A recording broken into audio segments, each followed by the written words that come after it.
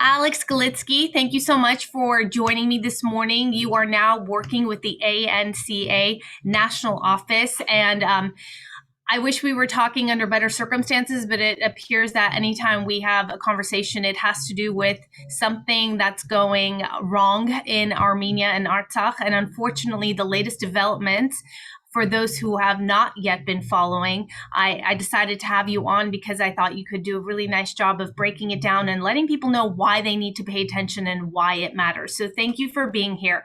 Let's start with what has happened, what we know so far. So what's happened is in the early hours of the morning on September 13th, Azerbaijan launched a military assault on Armenian positions and Armenian civilian settlements within the Republic of Armenia itself.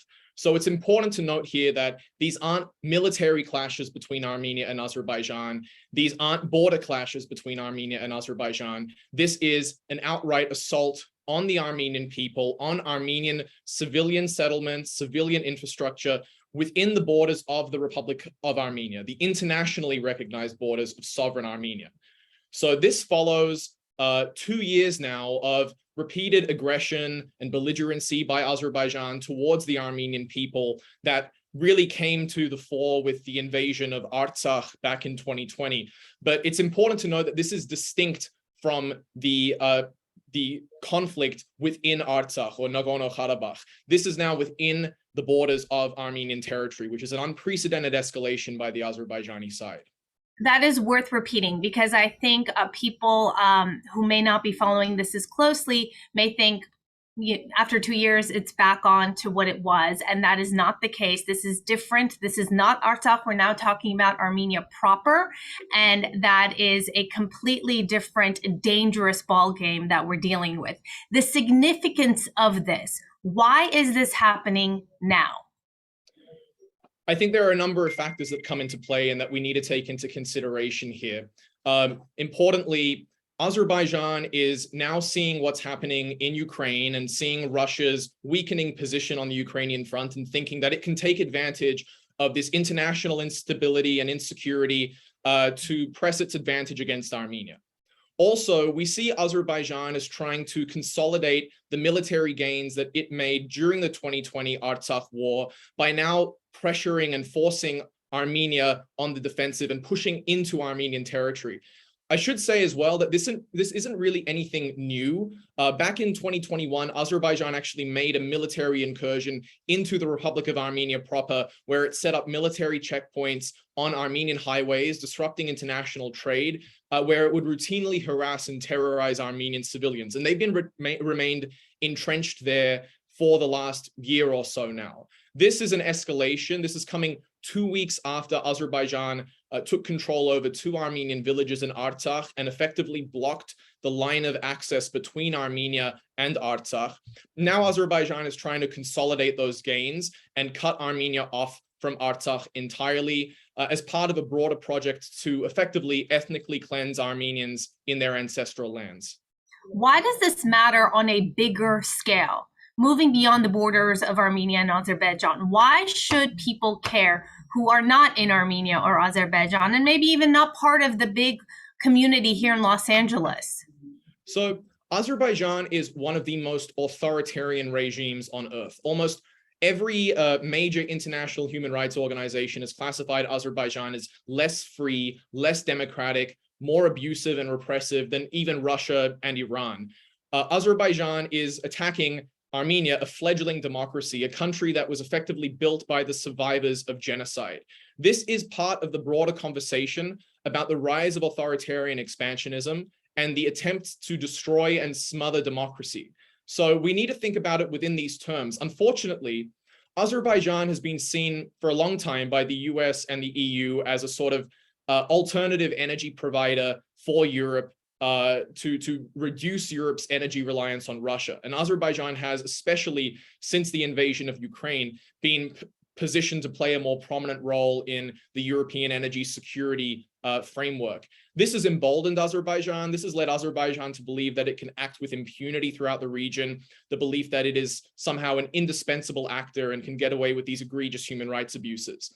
But for all of those who care truly about the cause of defending and preserving democracy in the wake and in this crucial time where democracy seems to be under threat at all corners of the earth.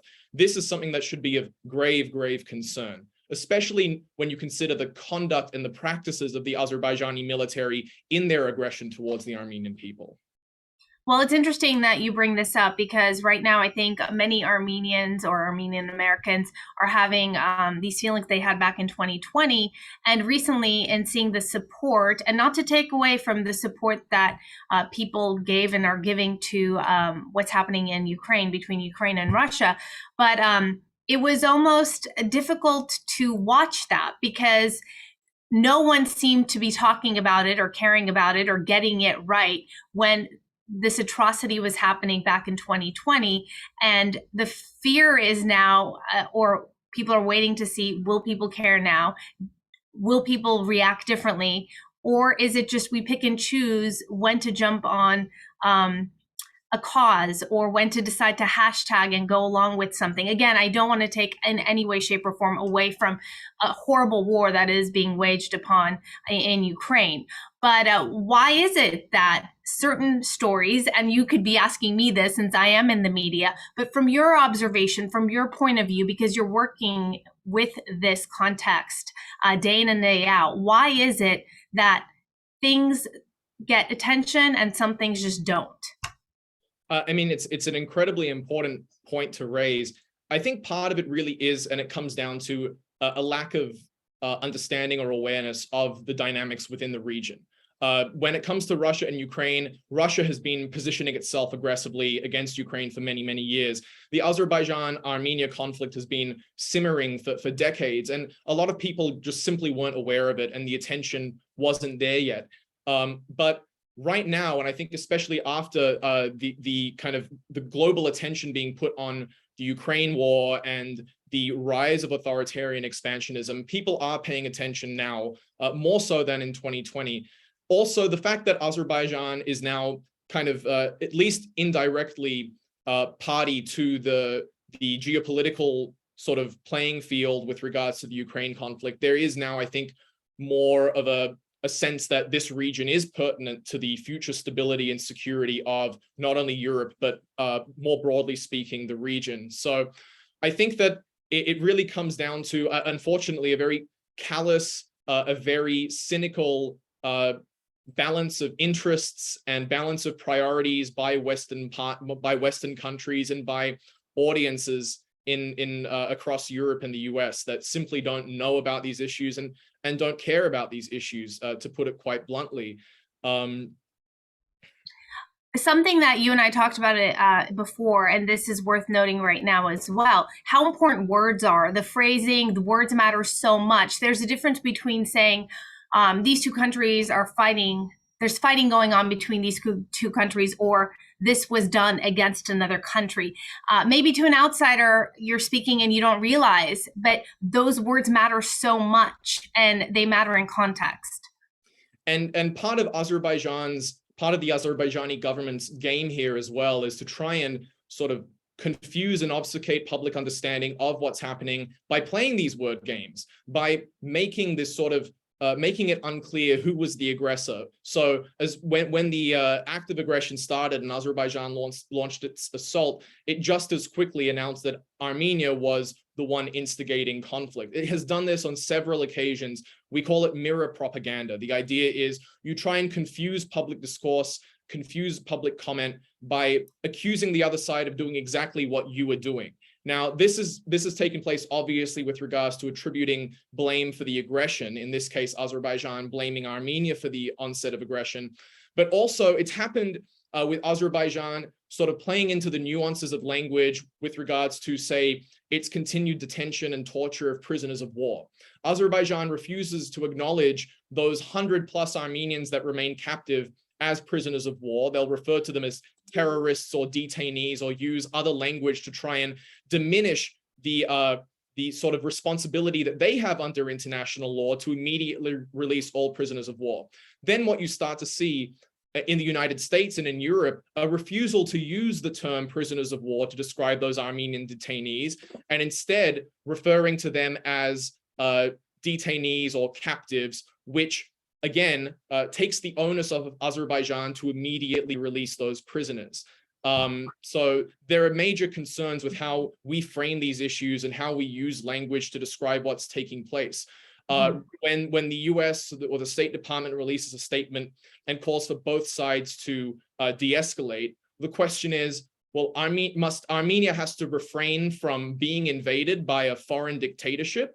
The onus is obviously on the aggressor and on Azerbaijan to de-escalate and to pull back. Armenia is operating purely out of self-defense, and there's no alternative to self-defense here. Armenia has done something as of yesterday, appealing for help. Who is Armenia appealing for help to help, and what's going to come of that appeal? So Armenia has appealed to the CSTO, which is the security alliance it has with Russia, which is meant to kick into action as soon as the sovereign territory of a member state like Armenia is under attack by a non-member state, which Azerbaijan is.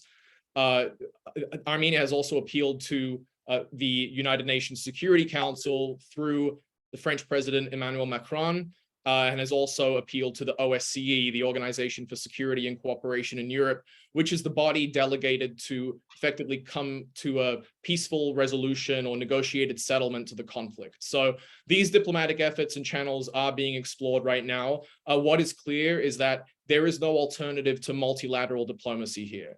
Azerbaijan has sought to bypass multilateral diplomacy by engaging in unilateral military aggression against Armenia, by attacking Armenian settlements, and by effectively throwing out the window 30 years of efforts to come to a diplomatic solution to this crisis. And that is the situation that we're in now. The ANCA is asking for American leaders to cut military aid to Azerbaijan. For those who don't follow this closely, please let people know how much of their taxpayer money goes to give Azerbaijan military aid, and maybe that's why it matters. So in the year immediately preceding Azerbaijan's invasion of Artsakh, the United States gave Azerbaijan over $120 million in military assistance. Azerbaijan is an immensely oil-rich country with importing arms from countries like Turkey. It does not need US military assistance whatsoever. It certainly should not be emboldened, enriched, and enabled by the United States through the provision of military assistance.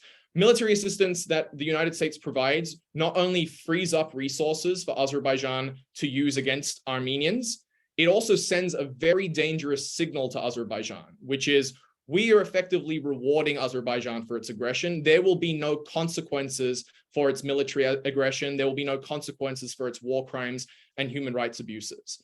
Now, President Biden, when he was on the campaign trail during the war, released a statement condemning the Trump administration for providing that $120 million in assistance to Azerbaijan, and in fact vowed to uphold a provision of the Freedom Support Act known as Section 907, which explicitly prohibits the United States from sending military aid to Azerbaijan given its aggression against Armenia.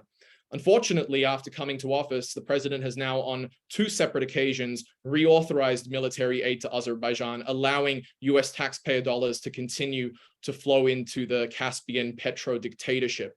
So we are, as a community, as the ANCA, calling on Congress members, calling on elected leaders to demand that the Biden administration immediately cease all military assistance to Azerbaijan, and to also increase its humanitarian commitment to Artsakh and Armenia, which are in dire need of humanitarian aid, still reeling from the war in 2020. That was my next question, was in comparison to 2020, even though these are very different situations, in that sense, the call to action by leaders, it seems like I'm seeing much more, I guess, they're swifter and much more vocal in putting out statements. Yet the question at the end of the day is, will these statements actually lead to something? I saw Adam Schiff talking about how he's going to introduce a resolution to Congress, but what comes of it once that resolution is introduced, that is a completely a different thing. So we need to ensure that there is public outcry, there is condemnation, that there are efforts underway to try and ensure that the United States does not continue its complicity in Azerbaijan's military aggression by providing aid. The next step needs to be to try and legislate to ensure that the United States does not continue to send aid to Azerbaijan. There are actually provisions under 907, Section 907 of the Freedom Support Act, that should prohibit the United States in this current moment from sending aid to Azerbaijan. There are also within US law, prohibitions on sending military assistance to serial human rights abusers like Azerbaijan that have not been implemented now.